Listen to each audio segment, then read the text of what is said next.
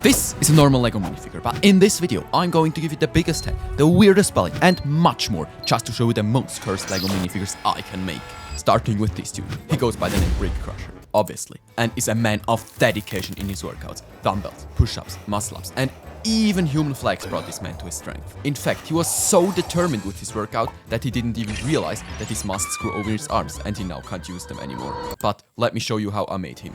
I took an old Nexonites piece used for big figs and added a normal minifig head and torso to it. This looks cursed already, but I still had to paint it alright to emphasize the distinct, original red and blue color tone of the OG minifig. And because I also wanted the Brick Crusher to look as smooth as a tomato, I went ahead and painted 6 layers of thin red acrylic color instead of this. Oh crap, that's actually real color. No.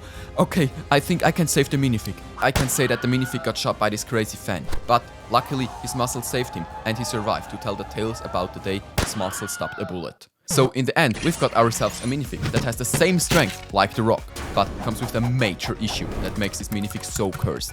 Since Brick Crusher's chest grew so big, he can't use the arms anymore, and from that day on, they all called him Brick Loser. But don't worry, his muscles saved him once again, but this time to attract a bunch of selfie greedy girls rather than repel them, like the gunshot.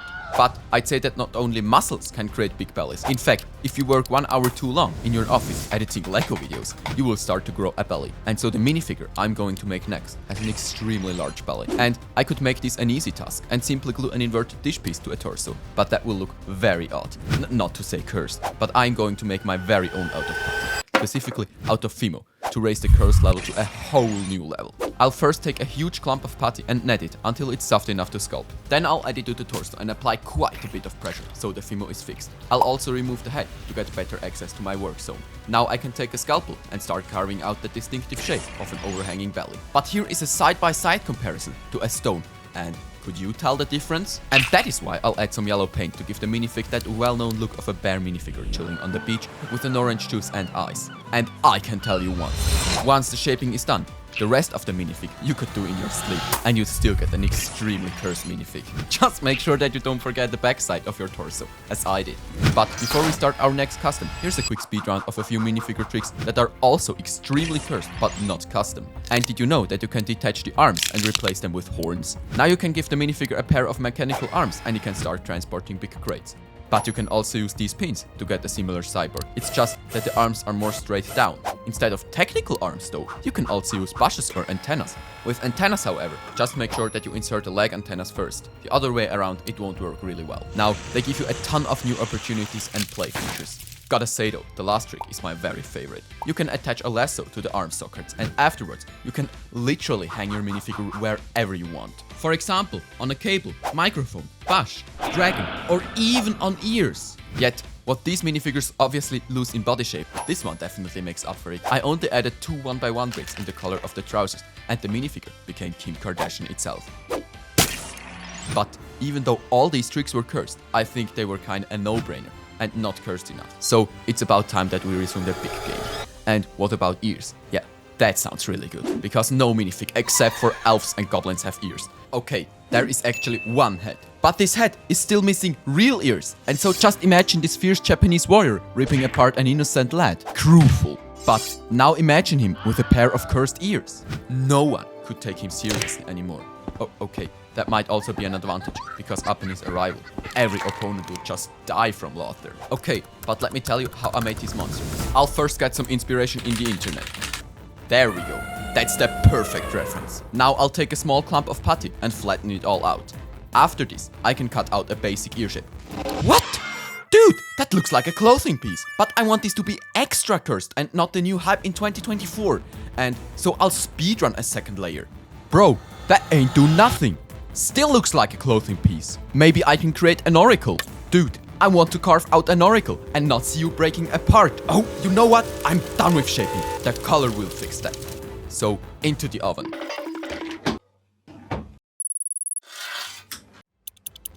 Okay, so let me now paint the outer section yellow real quick to save this misery. The inner section I will also cover in a stark pink tone to make it extra poppy. Now, I only have to reassemble this fierce warrior.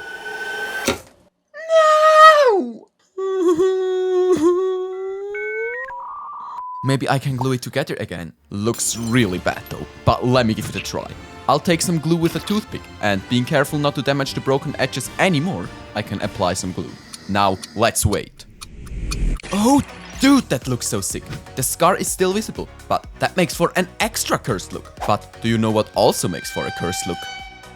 Yes, we've got a double-sided face. Hard to top this one now, but I'll give it a try. Since not one minifigure with a normal head has ever had a nose, I know what I have to do.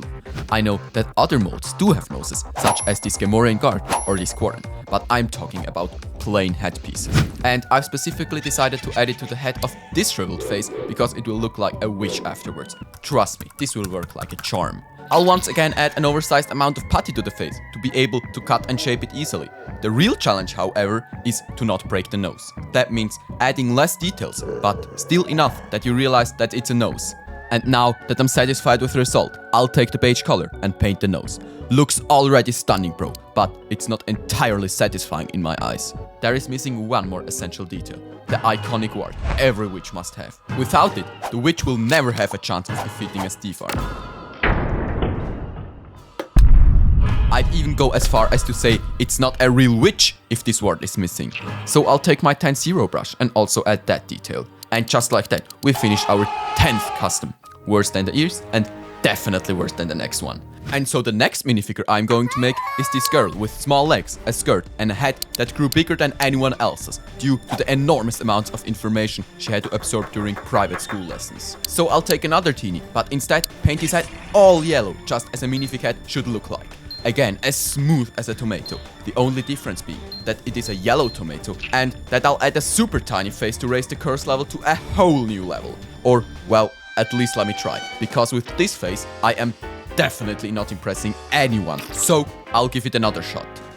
Well, now that's looking way better. Also adding to the curse level is the fact that I am using small legs, because now the head appears even larger. If you compare it to one on a normal minifig, it's still huge, but not as cursed anymore. And just like that, we've not only created our 5th custom, but also hitting world records, because this minifig has simultaneously the biggest head and the smallest face. Now the only reasonable thing left to do is to attach this head to a baby body. I'll do this by cutting off a section of a Technic pin to achieve a seamless transition. I created a monster! I'll have nightmares about that thing. So probably I can fix it by combining the big belly with the big head and vice versa. Seems like I can't make it right for anyone anymore. Everything I create is just one huge cursed fail.